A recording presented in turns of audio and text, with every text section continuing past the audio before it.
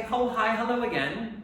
Hi. So, as a quick part 2 to our first breathing video where we talked about box breathing, Morgan and I were just here talking. And the box breathing is something that you can do when you know you're not breathing optimally, or as we talked about at the end, you can build a practice where you're preemptively trying to get ahead of yourself so that you just continually breathe well. So, hopefully you've been doing that, you've been practicing that in the morning or on your lunch break or, right before bed. But Morgan and I were talking about sometimes we are really aware of when our clients or ourselves are short of breath, we are struggling.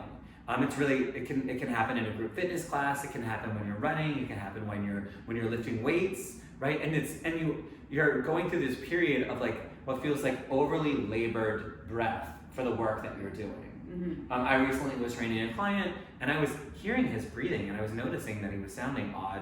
And he actually stopped me and said, I'm wheezing. And we did a different drill, but Morgan was telling me about air hunger drill.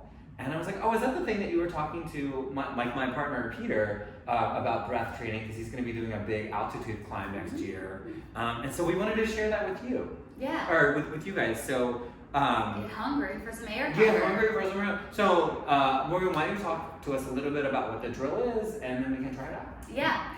So the drill is air hunger, and if I do, like I normally do, a little tiny tangent of just the two different gases that will happen. Most commonly, we don't know about oxygen. When I inhale, I'm breathing in oxygen. Thank you, oxygen. We love you. But also important, just like anything in balance, we need something else, our CO2, which is carbon dioxide. That is what we exhale and expel, but we have that in our body, and that is what we say is the bus driver that allows the oxygen to say, come on board, and then it drives into the muscle, and then can distribute the oxygen to the muscle, so that way you don't feel fatigued, and you have all the energy that you need to get through, and also just all these other systems to function. And so when we breathe excessively or hyperventilate, we are over-oxygenated. Then we have a ton of oxygen in our body, but not enough bus drivers to get it anywhere that's useful. So that's where air hunger comes in, because it increases your CO2. Also, it might increase your uncomfortability level, which is a part of the training. So just like the box breathing was kind of in your mind, you might have been like, oh, it's really hard to hold my breath for this long, and oh, it's hard to do this and this, and you kind of have these mental battles with yourself when you're moving through it, and sometimes it might even feel scary. And so with air hunger, it is this sense of starving for air. I'm so hungry for it, I don't know if I'll ever breathe again. But do trust that air is one of the most vital things. We can live a long time without food, we can live a certain amount of time without water, but we can only live a few seconds without air. So don't worry, if it's capable, your body will figure out how to breathe in again. But it's interesting to observe that, we can have that state where it's we really don't think we're ever gonna breathe in again. And so that might be happening throughout your day, and why your day might be really stressful is because your nervous system is I'm holding my breath, or I'm over-oxygenated, or I don't really know what to do with all these things. So this air hunger drill will help all of this, transport all of this goodness into your muscles and into your body and into your life. So if ever there's a moment, whether going about your day or in the gym or while you're exercising or while you're doing an activity, and you feel as though your breathing is overly laborious, it's too struggling. You're struggling to breathe the way that you would normally breathe, the way that you want to breathe. This is a drill you can do to try to reset. Yes. Right? To get all your bus drivers, your O2 and your CO2 and all of that stuff from a chemical perspective in your body, so that you can go after you do this, so that you can revert back to more optimal breathing to get you through the activity that you're trying to do. Yes, it's like a fun, frizzle, magic school bus adventure of everyone's happy and all on a journey together. And so you can also practice these as we expand upon them. We're just going to go base level today, but just know that you can expand upon these to deepen your practice of strengthening this system. So I would say do this if it's your first time, do it in a place that you feel comfortable and that you maybe don't have anything stressful to do right after this. So you can do it either lying down on your back if that's where you feel most comfortable. You can do it seated. You can even do it standing.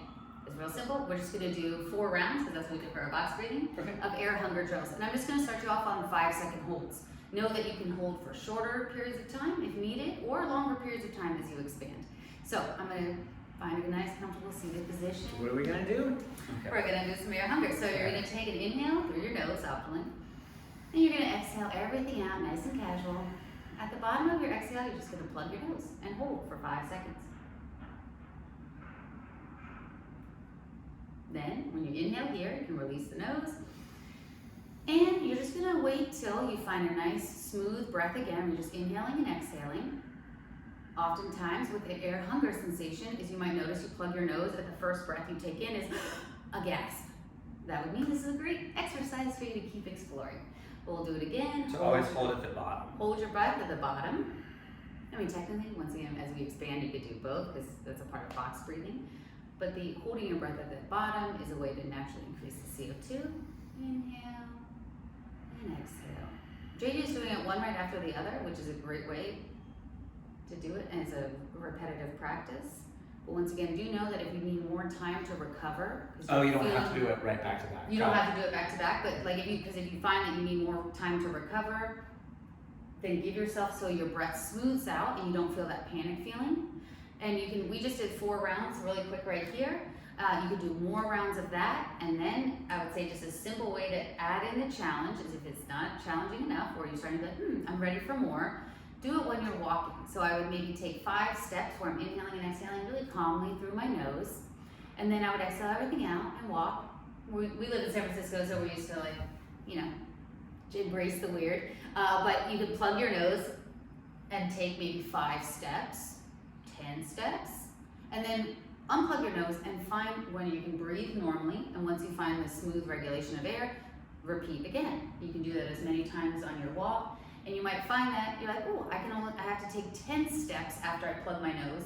And then that could be its own little tracking system of like, when I first started, I had to take 10 steps before my breath calmed. Now I can do it after 5 steps. Now I can go straight into a breath hold, into another breath hold when I'm walking.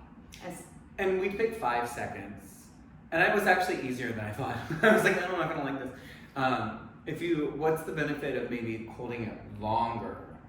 Would you say like it would be more beneficial to like hold it for 5 seconds and do like I was doing like 3 to 4 to 5 times like back to back, or to like do one where I hold maybe for like 10 seconds? If I held mine for 5 seconds and I felt like it was pretty easy for me to like just go right into it and do it again and do it again and do it again. Like I felt like I could recover.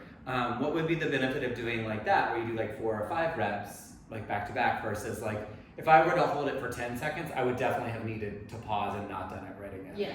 Does that make sense? Yes, it does. So there's this technique in particular is from the Buteyko method, and there's a interpretation of the Buteyko method written by Patrick McEwen in the Oxygen Advantage, and he creates something called a BOLT score. So that's your blood oxygen threshold. And so the optimal BOLT score for any individual is 40 seconds. So we would like to be able to exhale everything out and be able to hold our breath for at least 40 seconds. Yeah. Most people can probably only hold 20. If you're under 10, that can be, that would be definitely an area of improvement, because all of that will correlate with other metabolic issues and other like heart-related issues, respiratory issues.